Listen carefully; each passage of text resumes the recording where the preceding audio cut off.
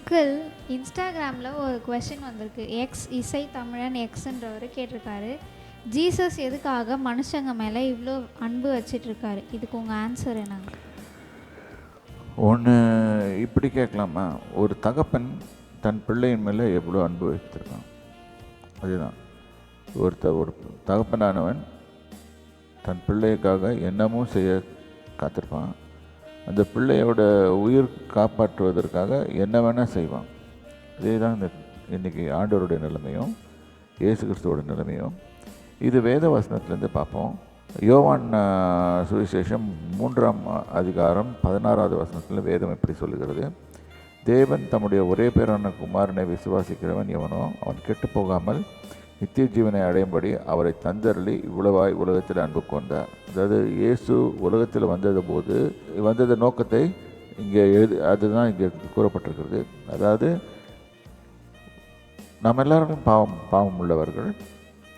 அப்போ பாவம் இல்லாத ஒரு ஆள் நமக்காக மரணம் அடையும் போது அவர் அந்த பாவத்தை ஏற்றுக்கொண்டு மரணம் அடையும். ஏன்னா வேத சட்டத்தின்படி பாவம் செய்கிறவன் சாகணும்.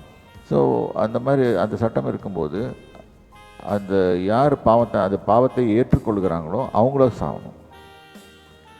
ஸோ இந்த இடத்துல அவர் நம்முடைய பாவங்களை ஏற்றுக்கொண்டதுனாலே அவர் மரணம் அடைந்தார். ரெண்டாவது யோவான் சுவிசேஷம் 10ஆம் அதிகாரத்தில் பார்ப்போம். இந்த இடத்துல 10ஆம் அதிகாரம் 14வது வசனத்திலேருந்து வாசிப்போம்.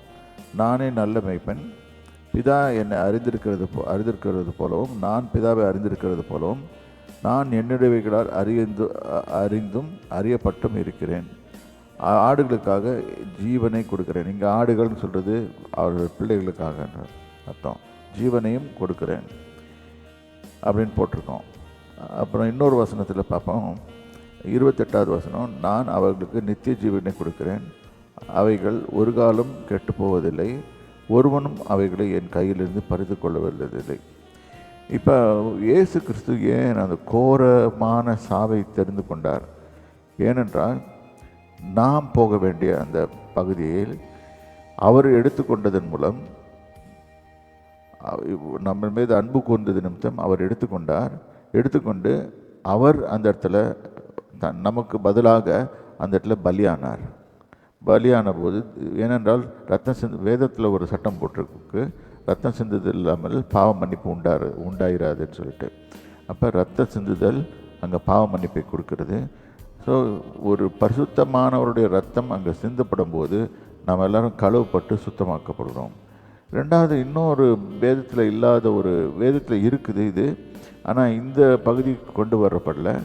ஏனென்றால் நாம் தேவ சாயலாகவும் அவர் ரூபத்தின்படியும் உருவாக்கப்பட்டிருக்கிறோம் என்று ஆதியாகமத்தில் கூறப்பட்டிருக்கிறது, 1ஆம் அதிகாரத்தில் கூறப்பட்டிருக்கிறது. ஆகவே தேவ சாயலாக தேவன் இயேசு யாருக்காகவும் மறிக்கவில்லை, தூதர்களுக்காக மறிக்கவில்லை, வேறு யாருக்காகவும் மறிக்கவில்லை, மற்ற ஏஞ்சல்ஸ்க்காகவும்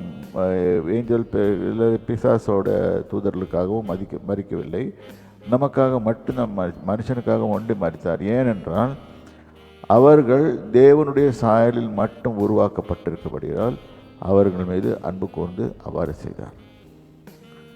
So this is the explanation we can give. Thank you uncle.